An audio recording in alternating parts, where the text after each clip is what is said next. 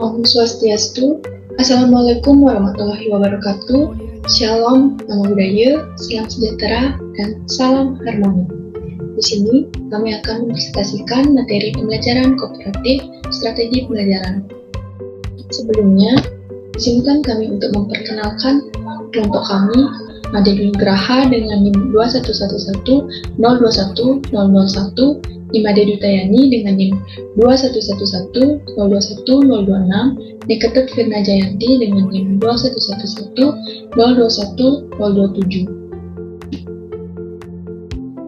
Adapun materi yang akan kami bahas yaitu pengertian model pembelajaran kooperatif, tipe-tipe model pembelajaran kooperatif, dan sintaks model pembelajaran kooperatif.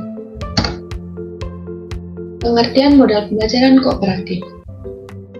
Pembelajaran kooperatif adalah strategi pembelajaran yang mengorganisir pembelajaran kecil dengan menggunakan kelompok belajar, di mana siswa bekerja sama untuk mencapai tujuan belajar. Pembelajaran kooperatif dilakukan dengan membentuk sebuah kelompok kecil. Baik, demikian pemaparan materi dari saya. Materi selanjutnya akan dilanjutkan oleh rekan saya. Kepada rekan saya dipersilakan. Kemudian pada materi yang berikutnya yaitu tipe-tipe model pembelajaran kooperatif. Yang pertama, pembelajaran kooperatif tipe STAD atau Student Team Achievement Division. Pembelajaran ini dikembangkan oleh Robert Slavin dan merupakan pembelajaran kooperatif yang paling sederhana. Sehingga tipe ini dapat digunakan oleh dosen atau guru yang baru mulai menggunakan model pembelajaran kooperatif. Di Amerika Serikat, pembelajaran kooperatif ini umum digunakan mulai dari pelajaran matematika hingga pelajaran seni dan bahasa. STAD terdiri dari sintak kegiatan pembelajaran sebagai berikut. Yang pertama, mengajar, mempresentasikan pelajaran. Yang kedua, pembelajar bekerja dalam tim mereka dengan dipandu oleh lembar kegiatan pembelajar untuk menuntaskan materi pelajaran. Yang ketiga, tes. Pembelajar mengerjakan kuis atau tugas individual lain. Yang keempat, penghargaan tim. Skor tim dihitung berdasarkan skor peningkatan anggota tim dan sertifikat laporan berkala kelas atau papan pengumuman digunakan untuk memberi penghargaan kepada tim yang berhasil mencetak skor tertinggi. Kelebihan STAD sebagai berikut. Yang pertama, meningkatkan kecakapan individu dan kelompok. Kedua, meningkatkan komitmen. Yang ketiga, menghilangkan prasangka buruk terhadap teman sebaya. Yang keempat, tidak bersifat kompetitif. Dan yang kelima, tidak memiliki rasa dendam. Kemudian, kekurangan tipe STAD sebagai berikut. Yang pertama, kontribusi dari siswa yang berprestasi rendah menjadi kurang. Kemudian yang kedua, siswa yang berprestasi tinggi akan mengarah pada kekecewaan karena peran anggota yang pandai lebih dominan. Kemudian selanjutnya, pembelajaran kooperatif tipe Jigsaw. Pembelajaran tipe ini pada dasarnya sintak pembelajarannya sesuai dengan tipe STAD. Tipe Jigsaw ini dikembangkan oleh Elliot Aronson dan adaptasi oleh Slav. Langkah-langkah dalam penerapan tipe Jigsaw adalah yang pertama, guru membagi suatu kelas menjadi beberapa kelompok dengan setiap kelompok terdiri dari 4 sampai dengan 6 siswa.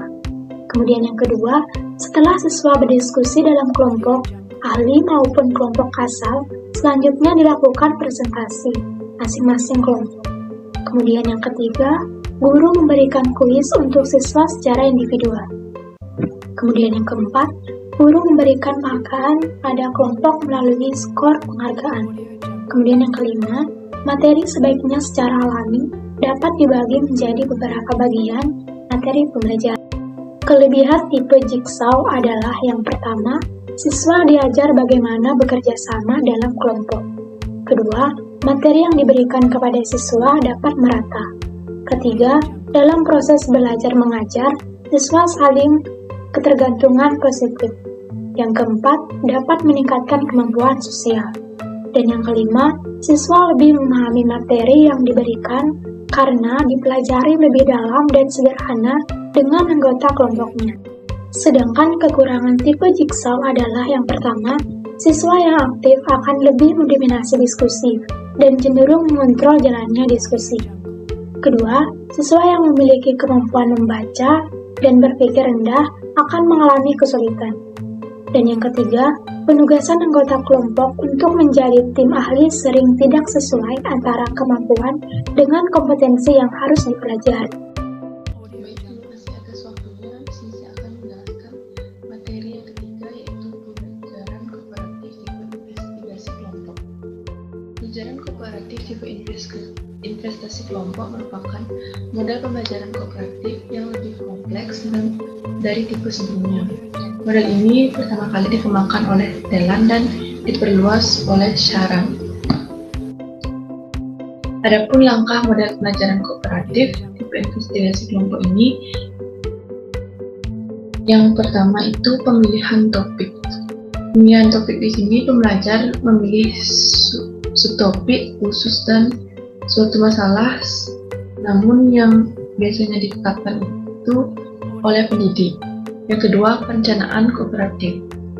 Pembelajar dan pendidik merencanakan prosedur pembelajaran dan tujuan khusus yang konsisten dengan subtopik yang telah dipilih.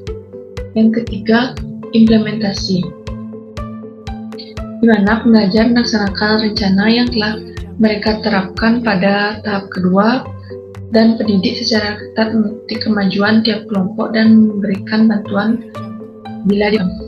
Yang keempat, analisis dan sintesis, di mana pembelajar menganalisis dan mengevaluasi informasi yang diperoleh pada tahap ketiga dan merencanakan bagaimana informasi tersebut diringkas dan dipresentasikan di kelas. Yang kelima, presentasi dan hasil final, di mana beberapa atau semua kelompok menyajikan hasil penyelidikannya dengan tujuan agar semua pelajaran mengetahui topik. Presentasi ini dikoordinasikan oleh pendidik. Yang keenam, evaluasi. Evaluasi dapat berupa individu atau kelompok. Dalam pembelajaran kooperatif, tipe pendekatan struktural pembelajaran ini dikembangkan oleh Spitzer, Kagan, dan kawan-kawan. Pendekatan ini memberikan penekanan pada struktur tertentu yang dirancang untuk mempengaruhi pola interaksi pembelajar. Adapun analisis kelebihan dan kelemahan tipe model pembelajaran investigasi kelompok ini. Kelebihannya, siswa dapat merumuskan dan mengajukan pertanyaan.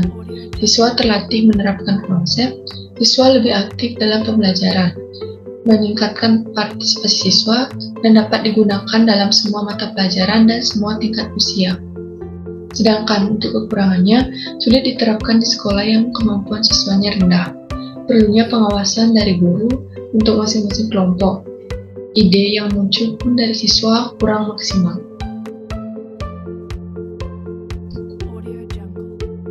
Baik, untuk sintaks pembelajaran kooperatif, fase yang pertama, menyampaikan tujuan dan motivasi pembelajaran.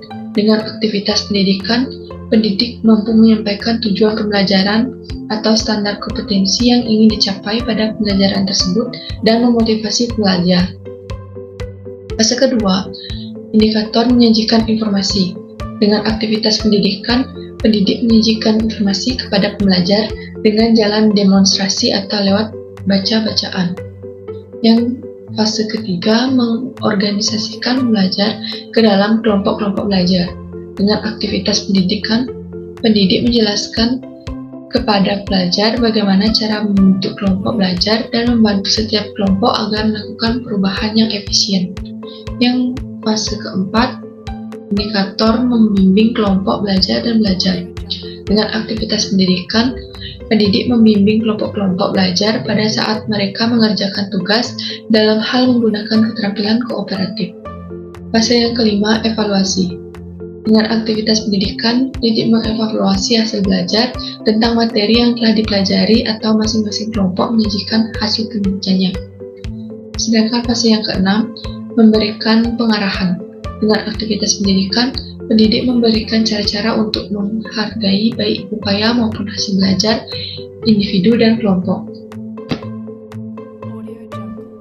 Baik, demikian presentasi dari kelompok kami. Kami ucapkan terima kasih. Dan kami tutup dengan Pram Santi Om, Santi Santi Santi Om.